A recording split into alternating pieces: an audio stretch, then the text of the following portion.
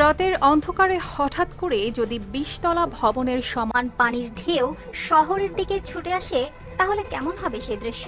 কয়েক ঘন্টার মধ্যেই যদি মানচিত্র থেকেই মুছে যায় জনবহুল শহর, থেমে যায় বিশ্বের দ্বিতীয় বৃহত্তম অর্থনীতির হৃদস্পন্দন।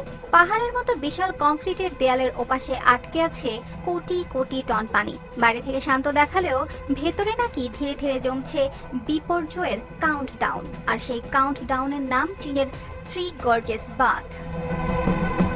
এশিয়ার দীর্ঘতম নদী ইয়াংজির বুক চিরে দাঁড়িয়ে আছে পৃথিবীর সবচেয়ে বড় জলবিদ্যুৎ বাঁধ।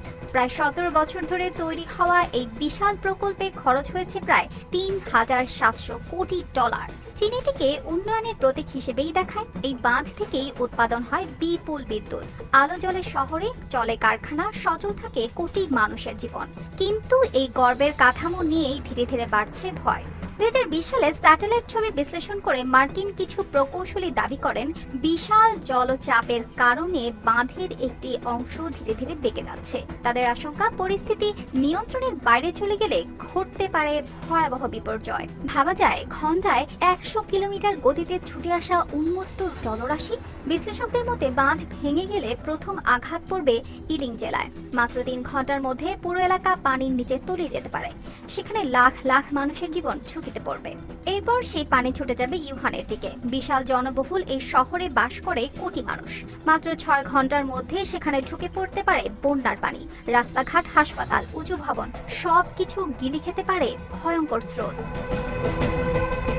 তারপর মাত্র ২৪ ঘন্টার মধ্যে আঘাত আসতে পারে সাংহাইয়ে। চীনের অন্যতম বড় বাণিজ্যিক শহর এটি, যেখানে প্রতিদিন ঘুরে কোটি কোটি ডলারের অর্থনীতি। কিন্তু নদীর নিম্ন অববাহিকায় গড়ে ওঠা এই শহরকে তখন রক্ষা করা হয়ে পড়তে পারে প্রায় অসম্ভব।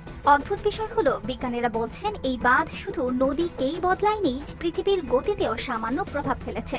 নাসার এক প্রতিবেদনে বলা হয়েছিল, এত বিপুল জলরাশি জমা হওয়ার কারণে পৃথিবীর ঘূর্ণয়নের গতিতে ক্ষুদ্র পরিবর্তন এসেছে। দিনের দৈর্ঘ্যও নাকি সামান্য বেড়েছে। তবে চীন সরকার এসব আশঙ্কা পুরোপুরি অস্বীকার করে আসছে। তাদের দাবি এটি পশ্চিমা বিশ্বের অতি রঞ্জিত প্রচারণা। কিন্তু ইতিহাস বলছে, বাঁধ ভাঙার ভয় কখনোই পুরোপুরি উড়িয়ে দেওয়া যায় না। ২০২৩ সালে লিবিয়ার দেরনা শহরে জোড়া বাঁধ ভেঙে এক রাতেই ভয়াবহ বন্যা নেমে আসে।